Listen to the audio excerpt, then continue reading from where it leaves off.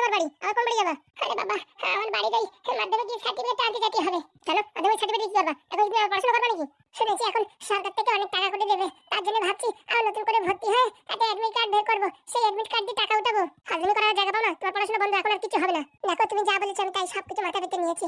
আমার বাবাকে শুধু শুধু জেলের ভিতরে ভর্তি করে রেখেছে, তাও মেনে নিয়েছি। এখন আমি একটু পড়াশোনা করতে চাই, সেটা আমার করতে দেবে না? ও ভুল আমি করবো না। আজ পর্যন্ত যে সব ছেলে পেলে তার বউরি দিয়ে পড়াশোনা করাইছে, সবগুলো কেল্লাফাতে হয়ে গেছে। মানে এর ওর সাথে পালাই চলে গেছে। ওইসব তোমার ভুল ধারণা। সব মেয়ে কি এরকম হয় নাকি? ওরে বাবা, সব মেয়ে তো হয় না, কিন্তু সব ছেলে তো হয়। তার প্রেমের জালে ফাঁসানোর জন্য কত রঙ্গি ভঙ্গি কাণ্ড কারখানা করে যে করে হোক তার মনের ভিতর জায়গা করে নিয়ে উড়ন চুহে পালাইছে। আমি বাবা আমার বউরি এই পড়াশোনা করাতে পাঠাবো না। তোমার মানসিকতাটা কিরকম তুমি দেখেছো? তুমি চাও না তোমার বউ একটা মানে শিক্ষিত পরিবারের ভালো একটা চাকরি করুক? এসব তুমি চাও না? লোকে বলুক যে ওর বউ চাকরি করে, মাথা খারাপ। লোকে বলবে শালা বউ চাকরির টাকা খায়। ওইসব শোনার ভিতর নাই। এমন কোনো দিন এখনো খারাপ পড়েনি যে আমাদের ভিক্ষে করে খাতি হবে। তোর টাকা আমি কি চলবো নাকি? হ্যাঁ, তুই টাকা দিবি বলে তা তো মনেও হয় না। আর টাকা দেওয়ার কথা ছাড়, লোকজন যে বলবে ওইসব শুনে আমার মাথা খারাপ হয়ে যাবে। আমি তোর পড়াশোনা করতে দিতে চাবো না। ঠিক আছে, পড়াশোনা যখন করতে দেবে না, তাহলে আমার সার্টিফিকেট গুলো নিয়ে এসে দাও। ওইগুলো দিয়ে কি বেকার ভাতা নাকি দিচ্ছে? ওইগুলো মাস গেলে 1,500 টাকা যা দেয় তাতে আমার হাত খরচা চলে যাবে। বেকার ভাতা মানে ওই তো যারা পড়াশোনা করেছে চাকরি পাচ্ছে না, সরকার থেকে তাদের বেকার ভাতা দিচ্ছে। কত করে দিচ্ছে তা আমি জানি না, শুনছি নাকি আরো বাড়াবে। তাহলে কি শালা আমিও জমা দেবো? আমার মোটামুটি বিড়ি খাওয়ার পয়সাটা বের হয়ে যাবে। কিন্তু লোকজনে কি বলবে, এমএলএ ছেলে বেকার ভাতা নিচ্ছে? এই কথা তো ঠিক না, কিন্তু লোকে জানতে পারবে তারপর তো নাকি? বলছি কি কাগজপত্র কি লাগছে বল, আমি এনে দিচ্ছি। না না, তেমন কিছু না। ওই পরীক্ষার সার্টিফিকেট আর ওই তো ওই আধার কার্ড, প্যান কার্ড, এইসবের জেরক্স আর ব্যাংকের বই জেরক্স। এক কাজ কর, তুই তোদের বাড়ি চাবি দে, আমি ঘর করে যাই তালা খুলে সব নিয়ে আসি। কেন স্বামী, তুমি আমায় বিশ্বাস করো না? আমি কি অত অবিশ্বাসের প্রার্থী হ্যাঁ, যে তোমায় ছেড়ে আমি চলে যাবো? এসব এই পাত্রী ফাত্রির কথা বলে কোনো লাভ নাই। বললাম তো চাবি ফাবি দে, আর কি কি লাগবে এটা কাগজে লিখে দে, আমি ঝপাত করে নিয়ে আসবানি। ঠিক আছে, আমি চাবি দিচ্ছি। বলছি সব সার্টিফিকেট কিন্তু ইংলিশ লেখা আছে, হ্যাঁ, একটা মিস করো না। সব বলাস করেছি ইংলিশ লেখা বলে, তাতে পড়তে কিন্তু আমার দাঁত ভেঙে যাবে না। অবশ্য ওদের বাড়ির যত সার্টিফিকেট সব নিয়ে আসবো। বলছি কত ঝামেলার দরকার নেই, তুই চাবিটা দে, ঘপাত করে আমি কোথায় ফাইল আছে বল, ফাইল ধরে নিয়ে আসতেছি। না না, ওই ফাইল আনার দরকার নেই, ওখানে বাবার অনেক কাগজপত্র আছে বুঝেছো। ওই আমার গুলো আনলেই হবে, আমি চাবি নিয়ে দিচ্ছি দাঁড়াও। বলছি তোর বাপের আর সার্টিফিকেট দিয়ে দরকার কি? আমার তো মনে হয় জেলের ভিতরেই পচে পচে মরবে। ওরকম কথা বলো না, যতই হোক সে আমার বাবা। তোর বাবা যতবার প্রশ্ন বিক্রি করে টাকা ইনকাম করেছে না, সব টাকা এখন জেলের ভিতরে বসে তার ঋণ শোধাতে হবে, মনে রাখিস। ওসব কথা বলো না গো প্লিজ, তুমি ওসব কথা বলে আমার মনে আর কষ্ট দিও না। তুমি যা বলছো যা করছো আমি সবই তো সহ্য করছি, কেন কেন শুধু আমায় আবার কষ্ট দিচ্ছ? ঠিক আছে, এক কাজ কর, তুই আমার সাথে চল তোদের বাড়ি, আমি তোদের বাড়ির ঘরের সামনে দাঁড়িয়ে থাকবো, তুই ঝপাত করে যাইয়ে কাগজপত্রগুলো নিয়ে চলে আসবি। আচ্ছা ঠিক আছে। আর সমাজের বুকে আমার নিয়ে তোমার যেতে আমার লজ্জা করবে না তো? মানে তুই কি বলতে চাচ্ছিস? বলছি গ্রামের লোকজন আমার টিটকিরি করবে না তো আমার সঙ্গে গেলি পারে? তাই তো, গ্রামের লোকজনে বলেছি তো আমার বউর সাথে আমার পটে না, ঘরে বন্দি করে রাখিছে। এখন যদি বউর সাথে ডাক্তার খেলতে যাই, লোকজন তো হাসবে আমার দিকে। এক কাজ কর, তুই চলে যা, 45 মিনিটের ভিতরে ফেরত আসবি, ঠিক আছে? আচ্ছা, আমি চেষ্টা করবো 30 মিনিটের ভিতরে আসার। যদি টোটো না পাই না, তখন এই 5-10 মিনিট এদিক ওদিক হতে পারে। ঠিক আছে, ঝপাত করে বেরিয়ে পড়। আর তুমি বলে আবার তোমার বাবার হসপিটালে নিয়ে যাবা, হ্যাঁ সেটা তো একটা কাজ আছে না? ভালো কথা বলেছিস, ভুলে গেছিলাম। আচ্ছা তাহলে আমি এখন আসি, হ্যাঁ? যাবি আর আসবি বলে দিচ্ছি, কিন্তু আর যদি কোনো ফন্দিবাজি করার চেষ্টা করেছিস তাহলে তোর একদিন কি আমার একদিন বলে রাখলাম। আমি আর কি ফন্দিবাজি করবো? আমার বাবাকে তো আমি তো জেলের ভিতর ভর্তি করে রেখেছো, আমি যদি কোনো ফন্দিবাজি করি আমার বাবাকে কি তুমি ছাড়বে? আরো অনেক কষ্ট দেবে আমি জানি না। গুড গার্ল, ভালোই তো বুঝছো। ঠিক আছে তাহলে আমি যাই আসি। ঠিক আছে, তাড়াতাড়ি আসবা, নাহলে কিন্তু কপালে দুঃখ আছে। হ্যাঁ বাবা, হ্যাঁ, আধা ঘন্টায় চলে আসবো। বাবার ভালো ডাক্তার দেখাতে হবে, সামনেই ভোট। এখন যদি ডাক্তার না দেখায় তাহলে কি করে হবে? আমি তো বুঝে পাচ্ছি না। আর মাও কোনো জোর জবরদস্তি করছে না, বুঝলাম না কি হলো। অনেক করেছিস কিন্তু আমার সাথে অপরাধ, বুঝতে পেরেছিস? তোর সময় ঘনিয়ে এসেছে। হ্যাঁ, এখনই তোর সময় ঘনিয়ে এসেছে। মনে রাখ, পাপের ঘোড়া তোর পূর্ণ হয়ে গেছে। অনেক পাপ করেছিস, পাপে বাপেরও ছাড়ে না আর তোরও ছাড়বে না, মনে রাখিস। একবার ফুটোদের বাড়ি যেয়ে সব কথাবার্তা বলি, ওরা কিছু না কিছু করবে। যাই দেখি, লেট করা যাবে না, তাড়াতাড়ি আসতে হবে।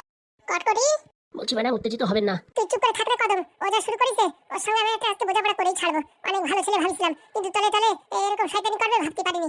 আমার জমি বিক্রি করে দেবে। হ্যাঁ দাঁড়া দেখাচ্ছি। এই কটকটি, যা পারে করে বেড়াকে, আমি আর ভিতরে নাই। এখন এই বাড়িতে কটকটি হাঁটালি আমার একটু পজিশন ভালো হবে। আগে ম্যাডাম এই গাই। কি ম্যাডাম, ব্যাংকের কাজ ঝপাত করে ছেড়ে দিয়ে চলে আসলেন? কি করছিলি? কিছু না তো, ওই আমার এই ধুতি পাঞ্জাবিটা ওটা একটু ধুচ্ছিলাম। বলিস তো খালি এই পাজামা, তাও ধুতি পাঞ্জাবি ধুচ্ছিলি মানে?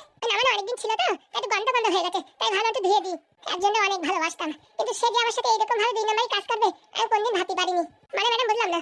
একজনের মন প্রাণ দিয়ে ভালোবাসতাম, বিশ্বাস করতাম নিজের থেকেও বেশি, নিজের ছেলের থেকেও বেশি, সে আমার সাথে এরকম ধোঁকাধড়ি করবে আমি কোনদিন বুঝতে পারিনি। কার কথা বলছেন ম্যাডাম? কার আবার? অপদার্থ তোর। কি বললেন ম্যাডাম? আপনি আবার কি বললেন? কি আবার বাজে অপদার্থ বলিছে? এই কথা শোনার আগে আমার মৃত্যু হয়নি কেন ম্যাডাম? এই কথা শোনার আগে আমার মৃত্যু হয়নি কেন? অনেক অভিনয় করেছিস, হ্যাঁ, তোর অভিনয় আজকে সব ধরা পড়ে গেছে। কি বলছে ম্যাডাম? উত্তর দিকে আমাদের যে 15 বিঘা জমি, ওই জমি নাকি তুই বিক্রি করে দিবি 3 কোটি টাকায়?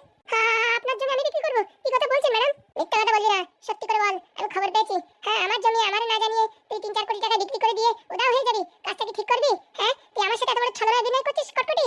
ম্যাডাম আপনার কোথাও ভুল হচ্ছে হয়তো। কোনো ভুল হয়নি, সব ঠিকই আছে। সত্যি করে বল, হ্যাঁ আমার পিঠ পিছনে তুই এরকম কাজ করতে পারলি? হ্যাঁ তোরে কোনোদিন টাকা পয়সার মানে বাধা দিছি? বলিস তোর কি লাগবে, ঘর লাগবে, বাড়ি লাগবে, বিয়ে করবি, কি করবি সবকিছু আমি করে দেবো, তবু তুই আমার পিঠ পিছনে এরকম একটা ধোকা দিতে চলেছিলি?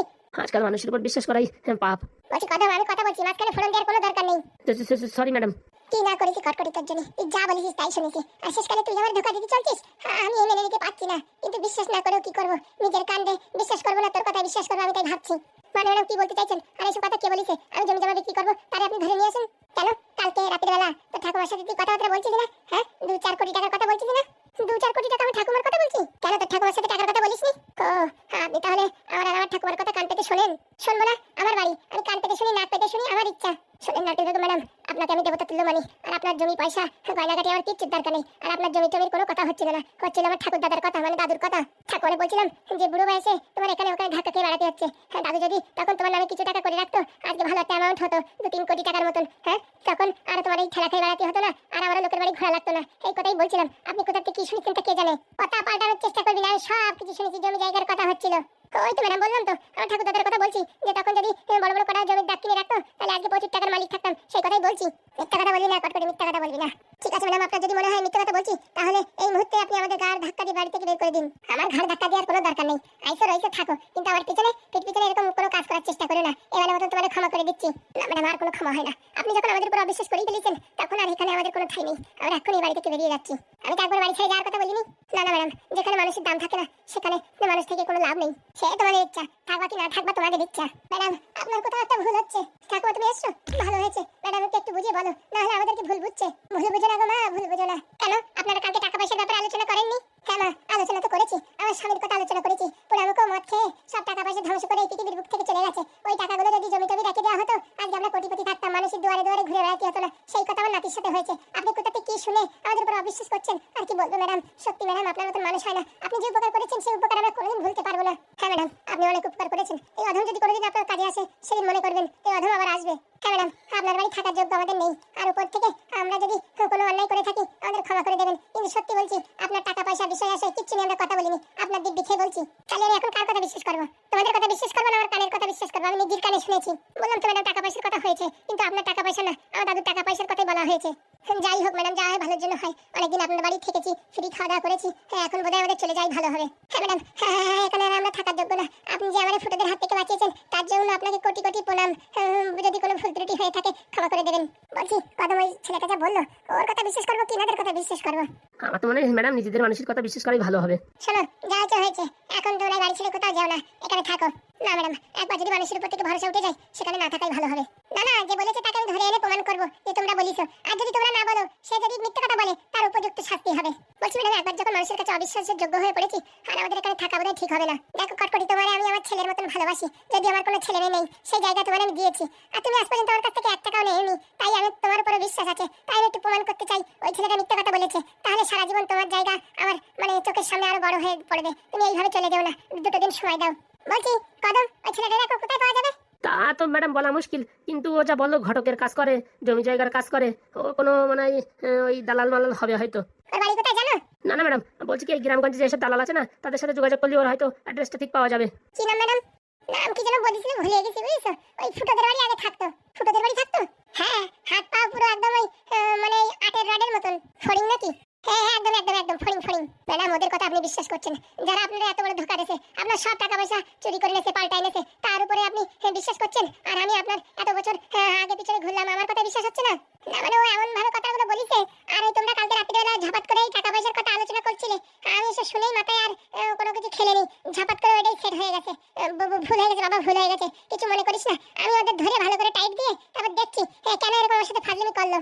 সামনে ভোট ম্যাডাম, ওরা চায় আপনাকে দুর্বল করার জন্য, তাই আপনার সাপোর্ট আমি। আমাকে যদি এখান থেকে হারাতে পারে, তাহলে আপনাকে হারানো একদম নর্মাল ব্যাপার হয়ে যাবে। কথায় তো যুক্তি আছে, কিন্তু ওই মালটাকে ধরে 2-4 ফাড়া না দিলে আমার মন শান্ত না হচ্ছে না। কদম তুমি ঝপকা যাও তো, ক্লাবে ক্লাবে সব জায়গায় খবর দাও তো। ওই ছেলেটার ব্যাপারে বলো, যে তুলি আনবি দিতে পারবে তার 10,000 টাকা নগদ পুরস্কার দেওয়া হবে। আচ্ছা ম্যাডাম, এক্ষুনি যাচ্ছি। এখন আমি কোথাতে খুঁজে পাবো? বলছি কদম, ওরে বাড়ি না নিয়ে আসতে পারে, তুমি আসে না, বলে দেখো। কি কি কি বললেন ম্যাডাম? যা বলেছি ঠিকই বলেছি, আর বারবার বলার দরকার নেই। যেখান থেকে পারো হারামজাদারে তুলে নিয়ে আসো। আগে ম্যাডাম, আকাশ করবে কারা, আর সব দায়িত্ব পড়বে আমার পরে। বলছি বাবা কটকটি, তুমি ভুল বুঝো না, হয়তো আমারই কোথাও শুনতে ভুল হয়েছে। তবু ম্যাডাম একবারের জন্য ভাবলেন না? হঠাৎ করে এত বড় একটা অপবাদ দিয়ে দিলেন আমার পরে। মামারা ছেলে ছোটবেলা থেকে কোনো কষ্ট দিইনি, হ্যাঁ অনেক কষ্ট করে মানুষ হয়েছে, হ্যাঁ কিন্তু কোনোদিন ওর চোখ দিয়ে আমি জল ফেলতে দিইনি। আর আপনি এমন কি কথা বললেন, আমার নাতিনের চোখ দিয়ে জল বেরোচ্ছে? আমার বোধহয় ভুল হয়ে গেছে দিদি, কিছু মনে করবেন না, আমি ঘরে গিয়ে রেস্ট করেন। রেস্ট কি করবো, যে কথা শোনালেন এরপরে তো এখানে থেকে যাওয়া মানে নিজের প্রতি নিজের বিশ্বাস হারিয়ে ফেলানো। একটা দিনের জন্য একটু অপেক্ষা করে যান, ওই ছেলেটাকে নিয়ে এসে আপনাদের সামনে ঢিপ দেবো আর মানে ওরে প্রমাণ করিয়ে দেবো যে আমাদের ভিতরে ভালো একটা স্ট্রং সম্পর্ক, যতই কেউ ফাটল বাঁধাতে চাক কোনোদিন ফাটল ধরবে না। এই কথাটাই ম্যাডাম আপনার মুখ থেকে শুনতে চাইছিলাম, কিন্তু আপনি কি বললেন আমি কি করে মানে বুঝাবো যে আমি এসব বলিনি? মানুষ মাত্রে ভুল হয় বাবা, এসব ছাড়িয়ে দাও, এসব ছাড়িয়ে দাও। চলো খাওয়া দাওয়া করিস? না ম্যাডাম এসব শোনার পর আর খাওয়া যায়? আরে কিচ্ছু হয় না, চলো চলো আমি ভাত বেড়ে দিচ্ছি, তোমরা খেয়ে নেবে চলো। না দিদি থাক, আমরা খাবো না, আমরা এখন চলে যাবো এখান থেকে। ও দিদি তুমি কি এখন তোমার পাও ধরাও আমার দিয়ে? মাথায় ব্যথা, নয়তো এতক্ষণ সাঁটাল হয়ে প্রণাম করতাম। না না প্রণামের দরকার নেই, তাহলে আর কথা বাড়িয়ে লাভ নেই, ঝাপাত করে চলেন, খাওয়া দাওয়ার খেতে হবে। আমার খিদে নেই ম্যাম, এসব বলে তো হবে না কটকটি, ভাত তো তোমায় খেতেই হবে। আচ্ছা ঠিক আছে। কে আছে ফরিঙ্গা, কাজ হয়েছে?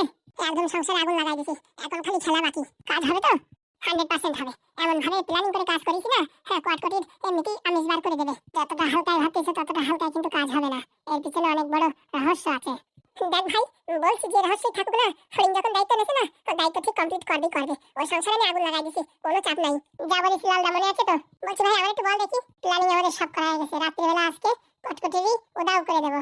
উদাও মানে পৃথিবী থেকে উদাও করে দেবা? না না, মালটাকে অত সহজে মুক্তি দেবো নাকি?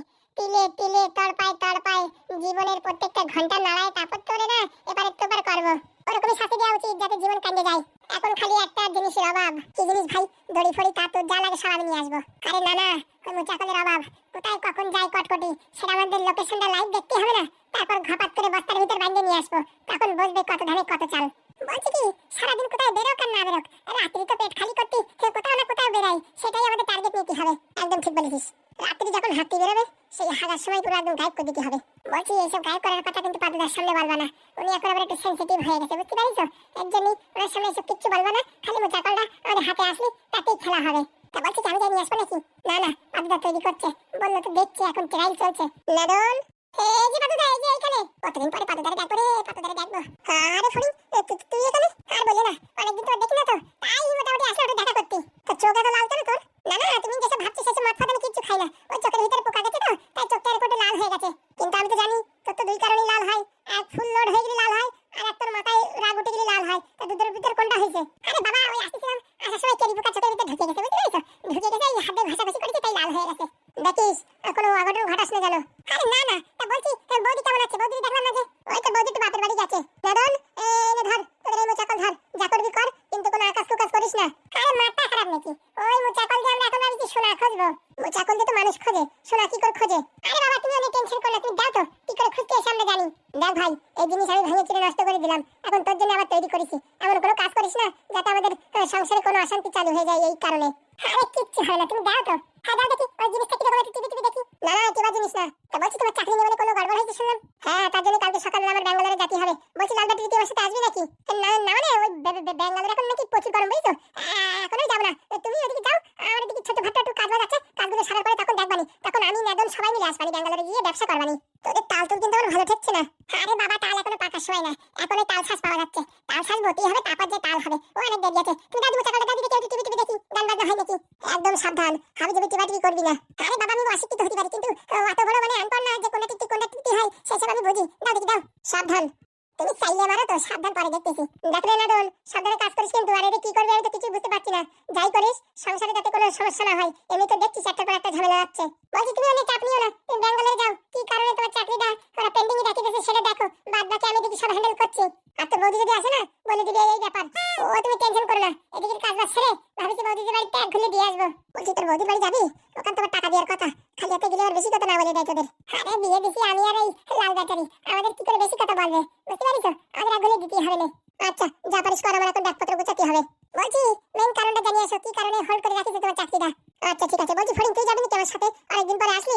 না না সামনে আমার একটা ভাই পড়াবার মুক্তি বাদ, বুঝছো? 2 দিন পরে সেখানে আমি না থাকলে আর হবে না, বুঝছো? সেখানে আবার শুনেছি নাকি অনেক খাওয়া দাওয়ার মানে বন্দোবস্ত আছে, তা আমার তো থাকতেই হবে, জানো তো শরীরের এই অবস্থা, এই গরিব মানুষের খাবারের উপর দিয়ে আমি মোটামুটি বাঁচিয়ে আছি। তো আর কি বলবো, এনে ধর যা পারিস কর, আমি আসছি তাহলে। আচ্ছা সাবধানে যেও। হ্যাঁ বাবুরা কোনো টেনশন করো না, এদিকে সব আমি হ্যান্ডেল করে নেবো। বলছি নাদন বাবা কাকাদের দেখিস, ওনাদের আবার মাথা গরম আছে এখন, কি করতে কি করবে তার কোনো ঠিক ঠিকানা নেই। আর আমিও যেমন একটা ঝামেলার ভিতরে পড়েছি আর কি বলবো। আরে পাগলা তুমি কোনো চিন্তা করো না, তুমি যাও, বাদ বাকি আমরা দেখছি। আচ্ছা যা করিস সাবধানে করিস। আরে তুমি টেনশন করো না, সব পুরো মাখনের মতন কাজ হবে, তুমি যাও। কে জানে এরা কি করবে কি না করবে, চাকরিটা কেন গেল আগে সেটা দেখি। এই যে ভাই মোটা কাল চলে এসেছে, বলছি কে কটকটি আধার কার্ডের নাম্বারটা বলতো, আমি টিভি দিয়ে দেখি। মাথা খারাপ, এখন কিচ্ছু করা যাবে না, আগে ভালো করে প্ল্যানিং করতে হবে, তারপরে টিভি টিভি, বুঝতে পারিস তো? তুই যাই বলিস তাই বলিস, আধার কার্ডের নাম্বার দিয়ে কিন্তু আমি টিভি দেবো বলে দিচ্ছি। আমার কিন্তু ওই হাতের রাশি আবার ভালো, যে কাজ ধরি আবার ঘপাত করে হয়ে যায়। আচ্ছা ঠিক আছে, আগে আমরা ছোট্ট করে একটা প্ল্যানিং করি, কি করে কি কাজ করতে হবে, তারপরে আধার কার্ড দিয়ে খোঁজা যাবে। আচ্ছা বলছি কি, ওইসব কটকটি মাটকটি না ধরিয়ে একবারে মাথা ধরলে হতো না? মাথা মানে ওই নারকেল বেগমটা ধরলে হতো না? মালটাকে ধরিয়ে গুদুম গাটা মার দিলে সব কিছু ক্লিয়ার হয়ে যেত। আরে বাবা আমরা তো ওদের হাতে মারবো না, ওদের ভাতে মারবো, ভাতে। ভাতে মানে সময় আসলে ঠিক দেখতে পাবা।